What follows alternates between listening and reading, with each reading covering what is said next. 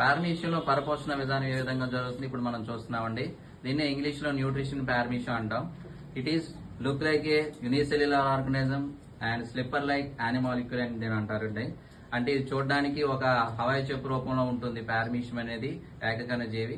దీని బాడీ చుట్టూ మనం అబ్జర్వ్ చేస్తే కవర్ చేస్తూ సిలియా అనే సైలికల్ రూపంలో ఉన్నటువంటి మూవ్మెంట్ ఆర్గాన్ ఉంటుంది. దీని లోపల ఉండే జీవ పదార్థాన్ని మనం సైటోప్లాజం అని చెప్తాం. జెలీ లైక్ సబ్స్టెన్స్ జిగురుగా ఉంటుంది. దీనికి ఏంటంటే బాడీ సర్ఫేస్ లో మొత్తం కవర్ చేస్తూ ఒక రకమైన స్పెసిఫిక్ పార్ట్ ఉంటుంది. దాన్నే సైటోస్టోమ్ అని చెప్తాం అనమాట. ఈ సైటోస్టోమ్ ద్వారా ఆహార పదార్థాలని అంటే ఫుడ్ మాలిక్యూల్స్ ని ఇలా గ్యాదర్ చేసుకుని లోపలికి తీసుకుంటుంది అనమాట. ఈ విధంగా న్యూట్రిషన్ ఇన్ పారమీషియం అనేది జరుగుతుందండి.